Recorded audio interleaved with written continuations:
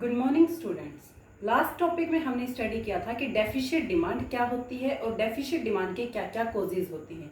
तो deficient demand में हमने स्टडी किया था कि डेफिशिएंट डिमांड कहाँ होगी, जहाँ पे हमारी एग्रीगेट सप्लाई एग्रीगेट डिमांड से ज़्यादा होगी, वहाँ हमारी क्या होती है डेफिशिएंट डिमांड, मतलब डिमांड की कमी होना। हमने स्टडी किया था कि क्या क्या कॉजेज हो सकते हैं डेफिशिएंट डिमांड के।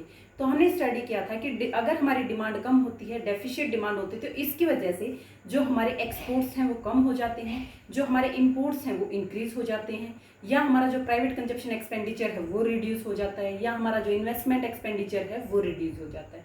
ये क्या थे हमारे कॉजेज थे कि डेफिशिएंट डिमांड की वजह के अंदर होने के कारण, डेफिशिएंट डिमांड होने के कारण क्या क्या कॉजेज होंगे जिनकी वजह से हमारी जो एग्रीगेट डिमांड है वो कम हो जाएगी। आज हम स्टडी करेंगे हमारा next topic, that is deflationary gap. Deflationary gap की अगर हम बात करें तो डिफ्लेशनरी गैप क्या होता है, डेफिशिएंसी ऑफ डिमांड, कि डिमांड का कम होना। किसके अंदर कम होगी डिमांड, इकोनॉमी के अंदर। कि इकोनॉमी के अंदर अगर डिमांड कम होती है तो उसको हम क्या बोलते हैं, डिफ्लेशनरी गैप बोलते हैं। ये वो सिचुएशन है जब क्या होगी, डिमांड की कमी होगी, लीड्स टू डेफिशिएंसी प्रेशर। ये कहता है कि हमारी डिमांड का कम होना, lack of demand due to deficiency pressure, कि डिफ्लेशनरी प्रेशर के कारण क्या हो जाना, डिमांड का कम हो जाना। क्या है ये, डिफ्लेशनरी गैप है। ये देखिए, अगर डिफ्लेशनरी प्रेशर होगा तो इसकी वजह से हमारी क्या होगी, हमारी जो एग्रीगेट डिमांड है वो कम हो जाएगी। और अगर हमारी एग्रीगेट डिमांड कम होती है तो इसकी वजह से जो हमारी इन्वेस्टमेंट है वो भी कम होती है। और जब हमारी इन्वेस्टमेंट कम होती है तो हमारे जो आउटपुट्स हैं, जो हम प्रोडक्शन करते हैं वो भी कम होते हैं। और जब हमारे आउटपुट्स हैं उनका प्रोडक्शन कम होगा तो इसकी वजह से हमारी जो इनकम जनरेट होगी वो भी कम होगी। और जब हमारी इनकम जनरेट कम होती है तो इसकी वजह से हमारी एग्रीगेट डिमांड भी कम होती है। तो ये साइकिल ऐसे ही चलती रहती है कि पहले क्या होगी, एग्रीगेट डिमांड कम होगी, उसकी वजह से इन्वेस्टमेंट कम होगी, इन्वेस्टमेंट कम है तो हमारे आउटपुट का मीन्स जो प्रोडक्शन है, आउटपुट है वो भी कम होगा, जिसकी वजह से अगर हम कम आउटपुट को सेल करेंगे तो इनकम जनरेट कम होगी। और जब इनकम जनरेट कम होगी तो जो हम एग्रीगेट डिमांड करते हैं वो भी हमारी क्या होगी, कम होगी। उसके बाद हम बात करेंगे कि किस तरीके से हम डिफ्लेशनरी गैप को मेजर करते हैं। देखिए, डिफ्लेशनरी गैप को अगर हमें मेजर करना है तो डिफ्लेशनरी गैप क्या होता है, इक्वल टू होता है किसके, डेफिशिएंसी ऑफ एग्रीगेट डिमांड की। Deflationary gap is equal to deficiency of aggregate demand. ये क्या होता है, difference between aggregate demand corresponding to full employment. उस सिचुएशन के ऊपर बेस्ड है ये जहां पे क्या है, फुल एम्प्लॉयमेंट है इकोनॉमी के अंदर।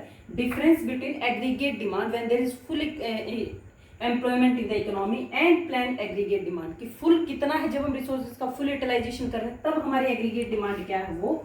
और उसके साथ साथ जो हमारी प्लान एग्रीगेट डिमांड है कि एक्चुअल में हमारी एग्रीगेट डिमांड क्या है, उसके बीच का क्या है, डिफरेंस है।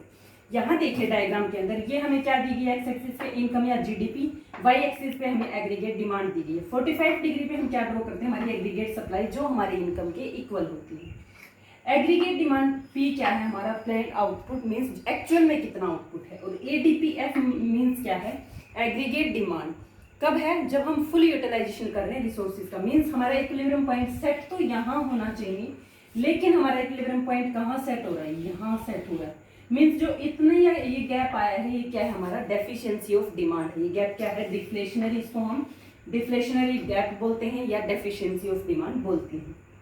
उसके बाद हम बात करेंगे अनडिजायर्ड स्टॉक। अनडिजायर्ड स्टॉक की अगर हम बात करें तो वो स्टॉक जो प्रोड्यूसर के पास सेल नहीं हो पाता, उसके पास रिमेनिंग रह जाता है, वो क्या होता है, अनडिजायर्ड स्टॉक। जब प्रोड्यूसर का स्टॉक वो बिक नहीं पाता, गोडाउन्स के अंदर रह जाता है, तो इसकी वजह से जो प्रोड्यूसर है वो क्या करेगा, अपने स्टॉक को सेल करने के लिए या तो अपने प्राइसेस को कम करेगा, या तो प्राइसेस को क्या करेगा, कम करेगा, मीन्स लो प्राइसेस, या क्या करेगा, fall in plan output means जो फ्यूचर टाइम पीरियड है उसके लिए जो आउटपुट का प्लानिंग करेगा उसको कम करेगा। क्यों, क्योंकि उसके पास पहले से ही स्टॉक है, कि अपने स्टॉक को क्लियर करने के लिए जो अनडिजायर्ड स्टॉक उसके पास बच गया है उसके लिए पहले तो उसको प्राइसेस को कम करना पड़ेगा, उसके साथ साथ उसको जो अगले साल के लिए जो प्रोडक्शन करेगा उसको कम करना पड़ेगा, उस आउटपुट का प्रोडक्शन क्या करेगा, कम करेगा। उसके बाद है loss of profit. Loss of profit क्या होता है, किसकी वजह से होता है, लो एग्रीगेट डिमांड की वजह से हमारा लॉस ऑफ प्रॉफिट होता है। क्यों होता है, because producer not able to clear stock, क्योंकि प्रोड्यूसर के पास जो स्टॉक है वो अनडिजायर्ड स्टॉक है, और जो अनडिजायर्ड स्टॉक है वो उसको क्लियर नहीं कर पा रहा है। अगर वो अनडिजायर्ड स्टॉक को क्लियर करना चाहता है तो उसको क्या करना पड़ेगा, इसके अंदर हमारा क्या होता है, stock low prices. Undesired stock क्या होता है, मीन्स लो प्राइसेस, हमें प्राइसेस को क्या करना पड़ेगा, लो करना पड़ेगा। डेफिशिएंसी ऑफ डिमांड, डिमांड क्या होगी, कम हो जाएगी। अगर हमारी डिमांड कम है तो इसकी वजह से क्या होगा, जो बिजनेस के एक्सपेक्टेशंस हैं वो भी क्या होंगी, हर्ट होगी। और जब बिजनेस के एक्सपेक्टेशंस हर्ट होगी तो इसकी वजह से लो एक्सपेक्टेशंस होंगी। लो एक्सपेक्टेशंस की वजह से क्या होगा, लो इन्वेस्टमेंट होगी।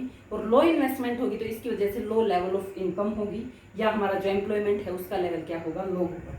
इस तरीके से हमारा क्या होगा, लॉस ऑफ प्रॉफिट होगा। लॉस ऑफ प्रॉफिट में हमने क्या स्टडी किया कि अगर हमारी डिमांड है, डेफिशिएंसी ऑफ डिमांड होती है डिफ्लेशनरी गैप में, कि अगर हमारी डिमांड की डेफिशिएंसी है तो इसकी वजह से जो बिजनेस एक्सपेक्टेशंस हैं वो हर्ट होंगी। बिजनेस एक्सपेक्टेशन के अंदर हर्ट होने के कारण हमारी जो एक्सपेक्टेशंस हैं वो कम होंगी, और जब एक्सपेक्टेशन कम होगी तो हम इन्वेस्टमेंट कम करेंगे। अगर इन्वेस्टमेंट कम करेंगे तो इसकी वजह से हमें लो लेवल ऑफ इनकम या एम्प्लॉयमेंट होगा। उसके बाद हम स्टडी करते हैं problem of access demand. Excess demand के बारे में स्टडी करेंगे। एक्सेस डिमांड मीन्स यहाँ पे हमारी क्या है, डिमांड है वो किससे, एग्रीगेट सप्लाई से ज्यादा है। एक्सेस डिमांड का मतलब क्या है, excess aggregate supply. Demand is said to be excess. Demand excess में कब होगी, when it is more than, क्या हुआ है, जब वो क्या है, मोर देन है किससे, what is required in actual. Actual में कितनी चाहिए उससे क्या है, एग्रीगेट डिमांड हमारी ज्यादा है। उस टाइम पे हमारी एग्रीगेट डिमांड क्या होगी, एक्सेस में होगी। मीन्स यहाँ हम बोल सकते हैं aggregate demand is greater than aggregate supply. अगर हम डायग्राम के फॉर्म में देखें, यहाँ पॉइंट ऑफ ओरिजिन से देखिए, हमारी एग्रीगेट सप्लाई स्टार्ट हो रही है, ये हमारा 45 डिग्री के ऊपर, means income is equal to aggregate supply.